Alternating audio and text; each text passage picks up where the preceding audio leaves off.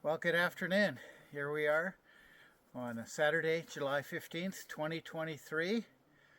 We started the morning out at the Martin showing. Had a nice little drone footage there. That Martin showing is about 400 meters to the north of us and another further 200 to 300 meters further to the Merry Widow Pit. So we're about 700 meters now south of the Merry Widow Pit, where we put out a nice resource about a month ago in copper and gold, but we certainly knew that was just the start. We've got kilometers of strike potential here. As example, this brand new discovery here we've made that we call B3.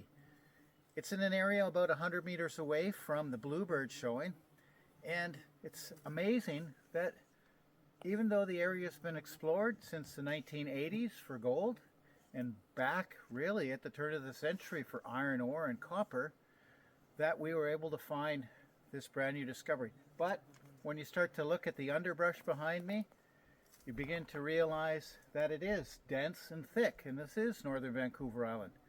Thankfully though, we don't need helicopters, we don't get a ton of snow, and we can explore almost all year round. But like everything, with challenges comes opportunity. And if we come over here, we've certainly cleaned this area out a little bit, but just below us in the woods, about a month ago, we came looking for this 600 ppb golden soul anomaly that was taken. I found that in the old data and said, let's go look. That 600 ppb gold in the middle of this forest doesn't happen for any reason. And lo and behold, we came down over the bank, we took some soil samples. Starting about 100 meters away here, we got a little bit interested. We kept and we continued down, and we saw a little rusty bank that really looked not much different than, say, about here, and it was sticking underneath these thick bushes, just like you saw behind where we started. We dug and we dug a little bit more. We took two preliminary samples, number 1 and number 2 of our 2020 rock season here. And lo and behold, we had a nice area here with arsenopyrite and quite sparkly sulfides, as you can tell. I was encouraged that that should have some gold. We didn't know till we sent it to the lab. We also took a sample here of this rusty material here. You can see it's quite punky and it's really rotten. You can't really see what's in it. Anyhow, we sent those two samples off to the lab and we rushed them. And we got 51 grams per ton gold here in this area here. And we got about 13 grams per ton gold from here. But also, we got our soil samples back. There's a sample 19, just about 15 meters over there. That ran 1.9 grams. What's important about that is it's higher up the slope than what we're seeing this mineralization. And even further up the slope and around the corner in sample 18, 3.9 grams in gold. So clearly there's something here in this area here.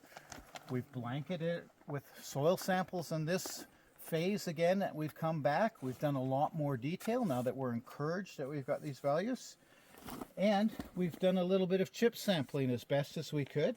We've dug down here in the showing. It's just rotten and I don't really know where the bottom is. It's amazing that you just keep digging down and you get rotten material. So we've come here with our sample 6. It's a 15 centimeter chip through here. We used our 2 rock hammers and chipped away. We'll see what that comes back now that we've had a proper chip. And then in through here, it looks at first like it's just rusty and punky, like the rock that I just broke apart here. But when you get down a little bit deeper, you can see when you get to the fresher material, you can still see lots of sulfide in here. So sample 7 is a 60 centimeter chip. We cleared a little bit further back, but certainly this is tough going here. We probably should come with some stronger, younger people than myself. And took another sample in through here, sample 8, and this is so amazing. We took this sample because it's a lot more silica rich, and you can see the bladed crystals of sulfide in here, and this rock I can barely pick up. Just look at all the sulfides in there. So that's about another 60 centimeter chip across there. That should be very encouraging. And then if we go to the south end here, was our last sample. And I just thought we'd clean this up a little bit to show that this horizon here goes for the entire length of what we were able to clean out. Probably about 5 meters here. And we took a chip here, and again, it looks just rusty here. Doesn't really look like much, right? It's just punky, dirty. Look, you dig down, and lo and behold, this is almost massive, just massive sulfide. See how rotten that is in there? Amazing. And it just breaks apart. It's so full of sulfide. We should probably wash our hands after this, that's for sure. And I got a little discouraged thinking I hit a sort of a silica-rich zone here or something, or thought maybe that was the bottom of it. But as we pulled this material apart a bit, again, it started up again. So we don't really know how thick it is. You know, we've kind of got a good almost 1.5 meters. Got a soil sample there with 1.9 grams. That's probably another 5 meters up the slope. We got another soil sample that's just around the corner, about 20 meters away, 25 meters. That's probably upwards of 10 or 15 meters higher up the slope with 3.9 grams. Exciting days here on the Empire project of Coast Coppers. Thank you.